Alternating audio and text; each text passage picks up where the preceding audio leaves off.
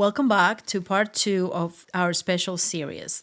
In the last episode, I talked about physicians and the unique complexity of divorcing when they are a business owner in the medical field.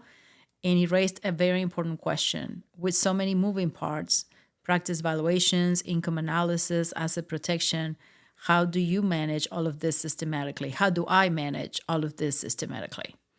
I hope you enjoyed this episode.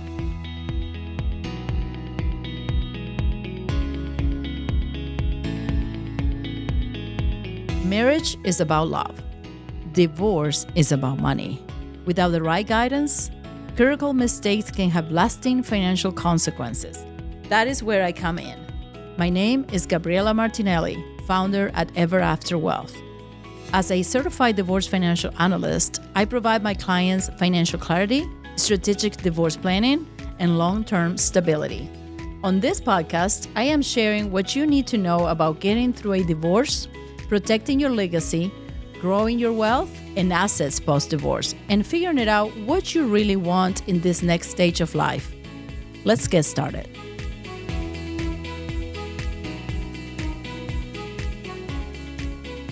Gabriela, you have a divorce strategy framework that you walk all of your clients through, and you've talked about how a lot of times clients will come to you saying, "What should I do first?" And they're so overwhelmed.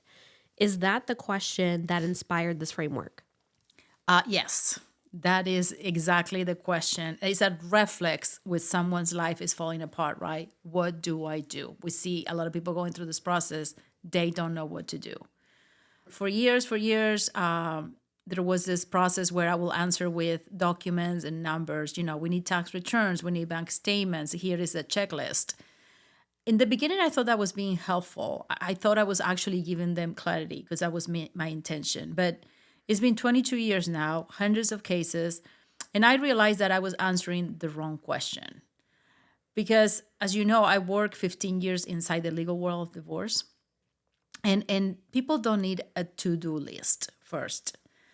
They need to understand where they are emotionally and strategically, because that really was going to shape everything that comes next in the process for them. So when they are really asking me is, how do I make a smart decision when I'm terrified?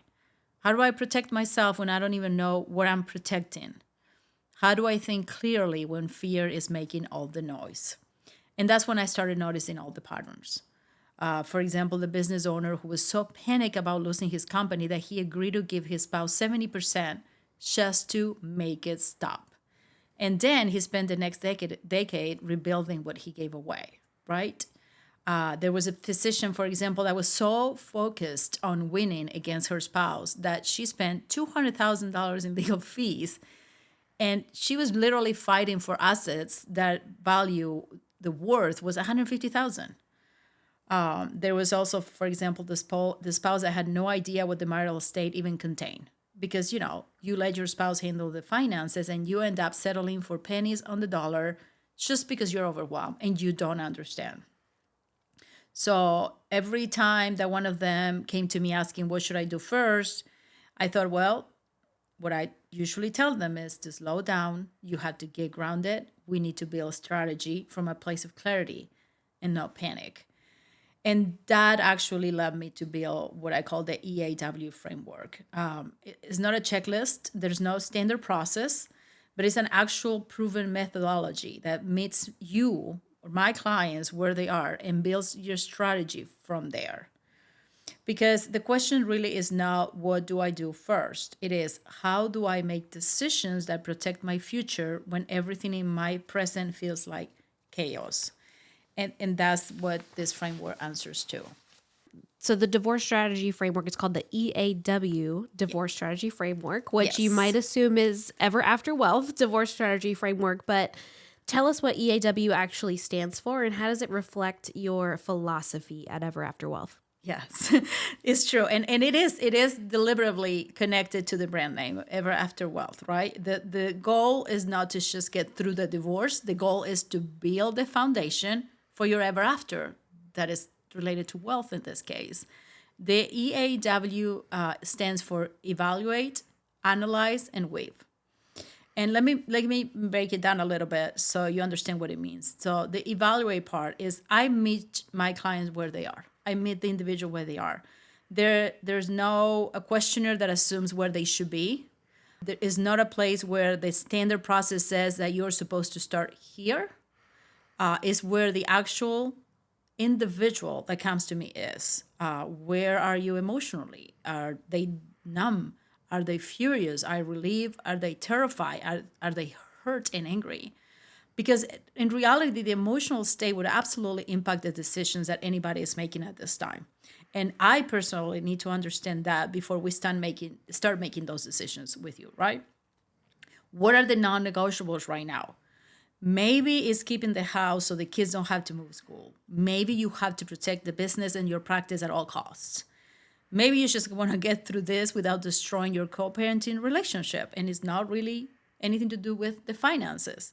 Whatever it is, I need to know that because that basically becomes the North Star, if you will, for the strategy. What is keeping them at night? That's where the real fears live in this process in reality. The ones that they're not told to the attorney, the ones that people are embarrassed to admit, the ones that feel irrational, right? But they won't leave you alone. And those fears are usually pointing to something financially significant and we need to address. That's my role. The analyze part, that's where I uncover the complete financial picture using what I call the legal insider knowledge. That's where my 15 years inside the legal world divorce becomes your advantage. I'm not just pulling documents and running calculations. I am literally looking at your finances the way a judge will look at them. I'm identifying the arguments your spouse's attorney will make even before they make them. And I'm finding those blind spots that cookie cutter process miss because of my experience within the legal side. I'm tracing separate property contributions. I'm distinguishing between enterprise goodwill and personal goodwill in the comes of in a business or a medical practice.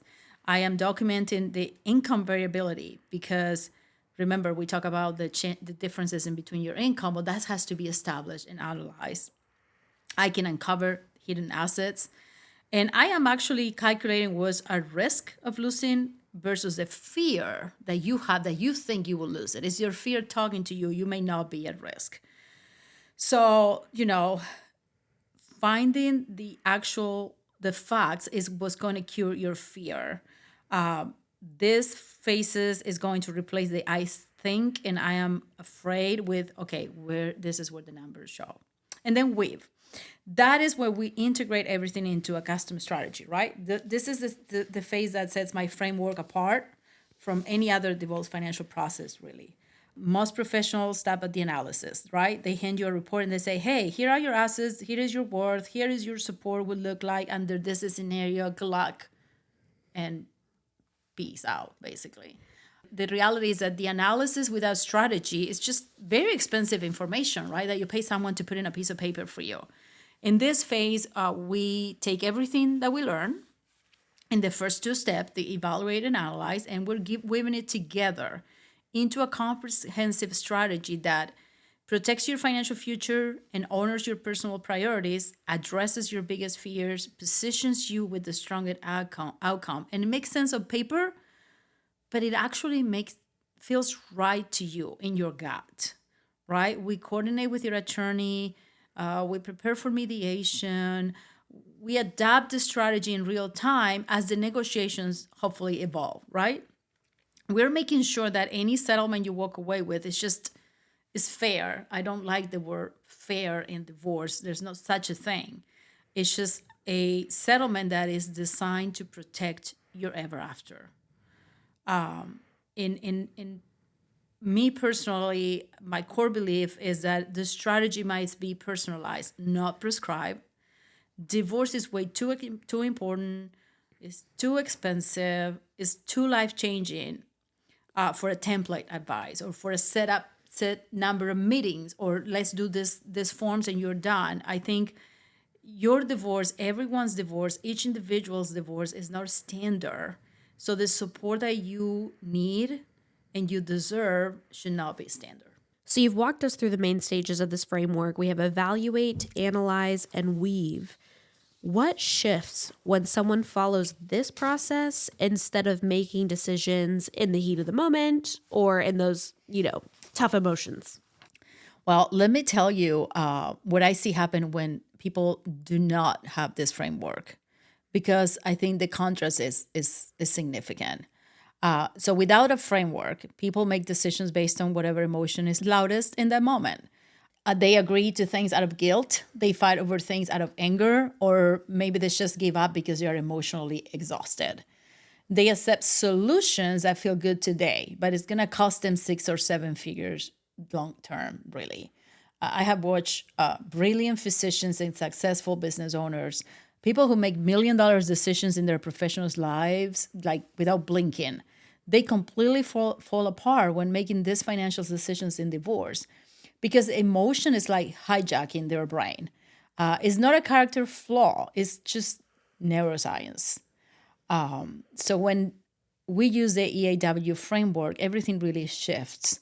For example, in the first phase, we slow everything down. My clients can get grounded. The fears get named instead of silently driving every decision. And we separate the noise from what actually mattered, right? I have a client who was a surgeon. He came to me and said, I just need to get this over with. Like literally said that to me. I'll give her whatever she wants. I just want to stop. In this first phase, on the evaluate phase, I asked him, what are you really afraid of? And after 20 minutes or so, we were having a conversation. The truth came out. He was not afraid of the financial settlement. He was very afraid of losing the relationship with his kids. He was really afraid that his ex-wife would poison them against him, or he had to, the fight over money would make him look like he was a bad guy. Again, that's not really related to money, but that was the fear that was actually grounded on him and making him make these decisions. Once we were able to name that fear, we build a strategy around it where we can separate what will protect your relationship with your kids and what is going to protect your financial future. Two separate conversations, and we were able to discover those. They're not in conflict with each other. They were just two different things that had to be addressed in different ways. So that's what we do in this process. And then, when we analyze, basically, we replace the assumptions with the facts, right? So many times I heard like, oh, my business is worth X or 10,000 or 2 million or 3 times that or not that much. I'm pretty sure that we have around X amount of money in retirement accounts, when maybe there's more or maybe there's less. Or he makes X per year because the tax returns show X, and then we find unreported income. So the assumptions are very dangerous, and the facts give you the power. So that's why when I see the real numbers, when my clients see the real numbers, the emotional charge starts to drain away.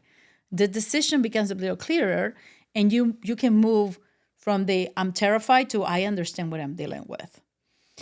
And then in the part when the whip phase hits, when we're making decisions that protect the future and not just calm you today because you're exhausted, this is when the strategy becomes real.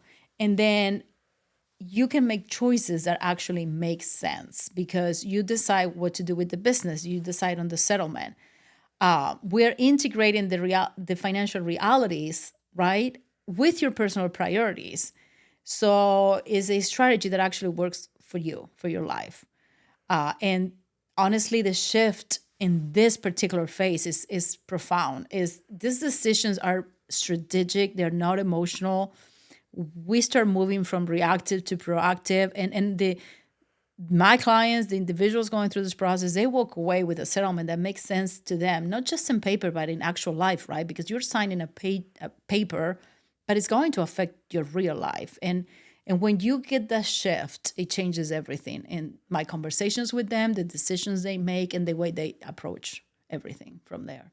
The story that you tell about the surgeon's really powerful, and I know you have so many more stories like that. Is there another one that you could share with us that really shows us how this approach is changing your clients' both financial and emotional trajectory? Yeah, I have so many. I will pick one. I will say there was this lady that came to me. Let's just say her name is Sarah, and she was convinced that she owned nothing in her husband's software company. It was in this case a medical practice, but it was a software company. And she believed it. That's what she was told. And she was getting ready to walk away from a 20-year marriage with a house, a little bit of retirement, and some spousal support. So when we started with the evaluate phase, I learned that actually she has been the primary parent for the kids, so the husband could build a company, right? That he was working 80 hours and she was home. However, we learned that she used part of an inheritance that she received to fund the company, which was close to $200,000 because, the company was new, they couldn't get a funding. So she used her personal money to fund it. Emotionally, she felt that she had no claim to this company. She was guilty and feeling guilty actually for not contributing financially, even though she had sacrificed her career. She was just focused on getting through the divorce without conflict, basically. And she wanted to accept whatever was offered to her. That's the danger that when you skip this evaluate phase, you're making decisions on the story that the fear and the guilt are telling you, or sometimes your spouse that is not doing so in your best interest, right?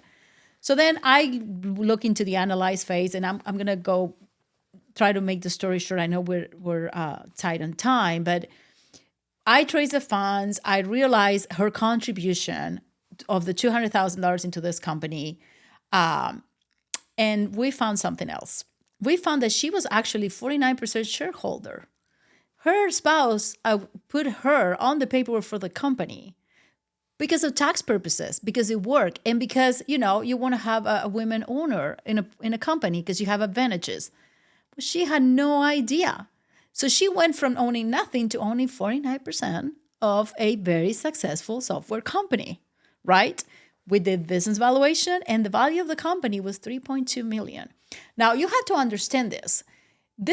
Makes a big difference because it's not just about, we have a business that is part of the marital property and we're dividing it, and I have a right to a percentage.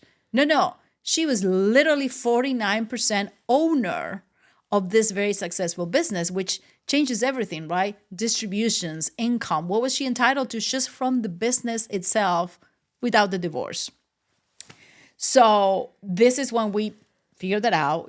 She thought she had $500,000 only in assets, and it turned out that she had all the equity in the business, which was $1.6 million, plus the separate property that she put into the company, right? And they have other marital assets. And of course, so with this information, we went into the WIP phase. It was critical because we knew she owned 49% of the company, but we had to build a strategy around the knowledge, right? He, of course, wanted to buy her own interest, but he wanted to do it over like 10 years or so with no interest and no security. So basically, he was saying, trust me, I'll pay you. However, this is the same person that had done everything that he done with the money and put her name in a business that she had no idea she owned. So, we had to work through her reality of what she needed and what she owned. She owned significant equity in this property. Her priorities, right, what she wanted a clean break. She wanted to not be tied to him more than the children's. And her risk tolerance, right? She needed security. She wanted to know that she was going to receive what she was entitled to. So we were able to structure a buyout, 50% cash at closing, and then we went into different things. But the reality is that the bottom line is like she went from being terrified to feeling powerful. Like she went from, I want to keep the house for the kids to, hey, I am a co-owner of a valuable business and I'm going to walk away with a stable financial future. So basically the numbers told her a truth that the fear will never allow her to see, because it was not about the numbers. It was about the work we did to integrate the numbers to her life, to the priorities, and to her future. And that is literally how the E.A.W framework works. Wow. I mean, it's just crazy because you're right. People just give up. They give up on Oh themselves yeah, before I had two clients that I talked to last month. They started the conversation. Yeah, he owns 3 businesses. I don't own anything. And then in the conversation, she said, "Well, yeah, I'm 51 owner of one company." I'm like, "You own a business?" Yeah. And she's like, it didn't click Yeah. on her. Yeah. Yeah. Gabriela, why do you think it's so difficult for people to separate the emotions from the money during a divorce? I know you've given us great examples of how being able to balance both makes that big impact. So why do you think that it's so difficult? And then do you ever have trouble when you're working with these high achieving business owners, private practice owners, physicians? They come in, they're like, I just want to get this over with. Just look at my numbers. And you say, wait, let's talk about the feelings aspect first. Do you ever get resistance there? Yes, of course, because a lot of people see me as a numbers person, right? So they think we're going to talk numbers mostly. And honestly, my initial conversation with my clients or the prospects or whoever wants to have a conversation, see how I can help, it's not about the numbers. But it drives everything though, because there is something that everyone I feel should understand. You cannot understand why divorce financial strategy is very different from any other kind of financial planning. Because in reality, money is never about the money in divorce, right? So money represents security or validation, right? For example, are they going to acknowledge that I contributed to this business or this practice? Control. Can I make choices? I'm going to be limited in my choices.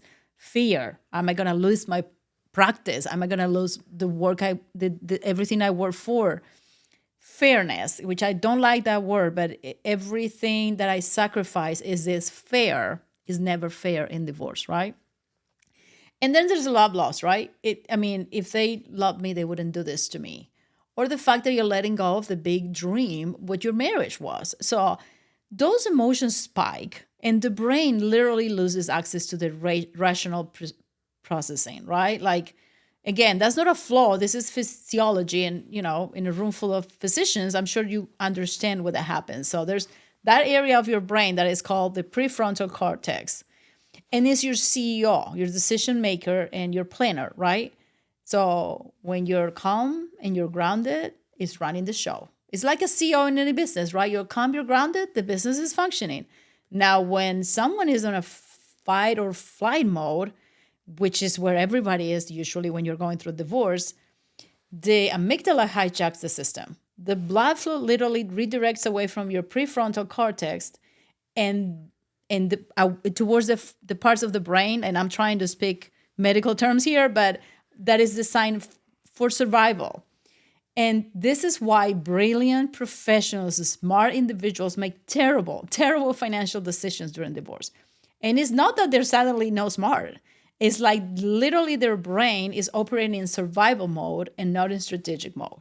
And I see that all the time, right? I have like a physician that fights for 2 years over $50,000 in assets because it's the principal. And they spend $150,000 in legal fees because they want to win the argument. Because the brain couldn't separate, right? I'm winning from protecting my financial future, right? Or the spouse that accepts the first settlement out of sheer exhaustion because, they saw 30% less than what they were entitled to because the brain was just begging them for the stress to end, basically. And that is why my framework works, because most divorce professionals want to skip right to the numbers. Give me the documents and I'll tell you what things are worth. That's literally what I see in my world with the numbers. But that approach is failing because it really treats emotion like an inconvenience. But it is critical information, really.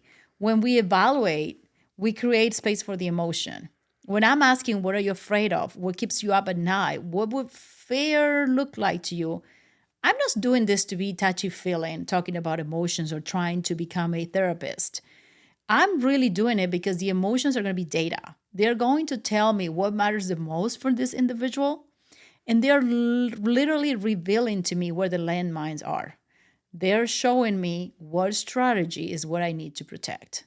Again, when you name a fear, it loses some of its power. So when you understand where the emotions are coming from, you start preparing. What do I feel?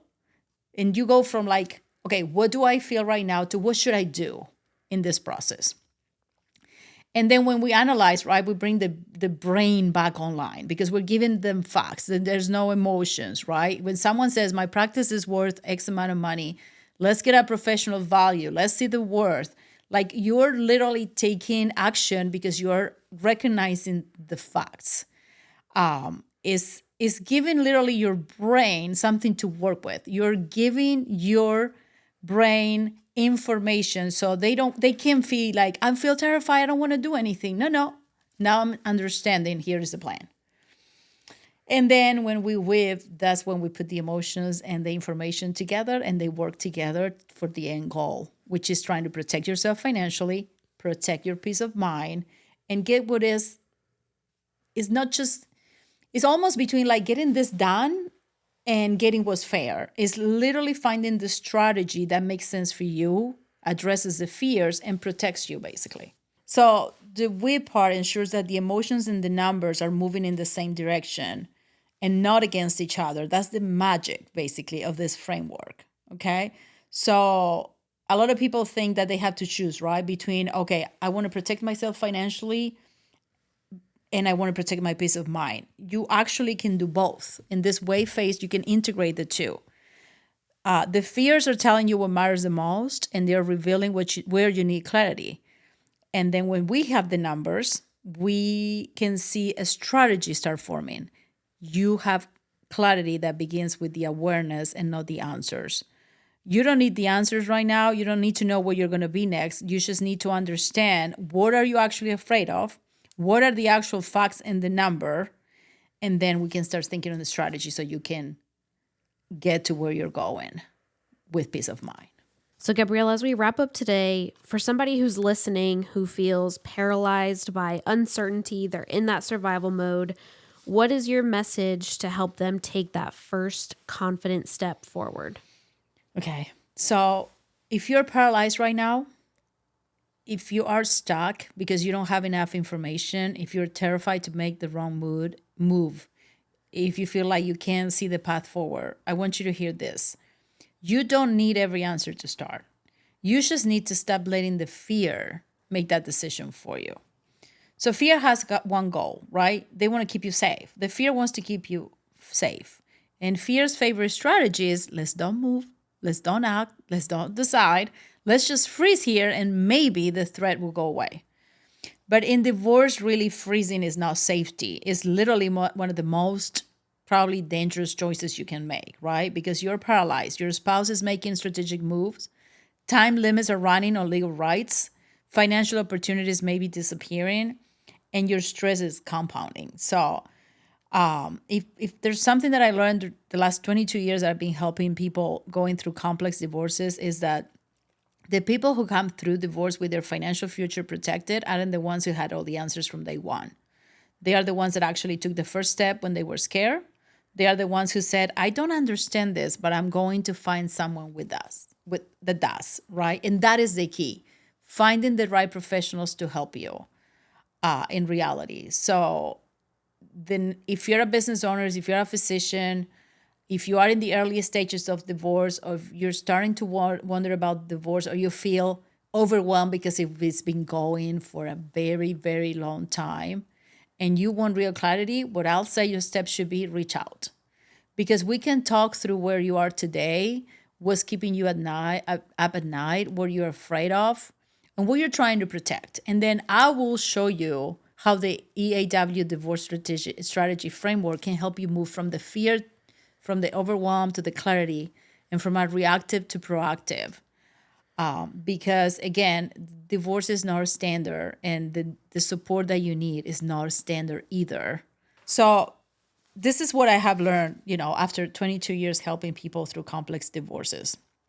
The people who come through the divorce with their financial future protected are not the ones who had all the answers from day one.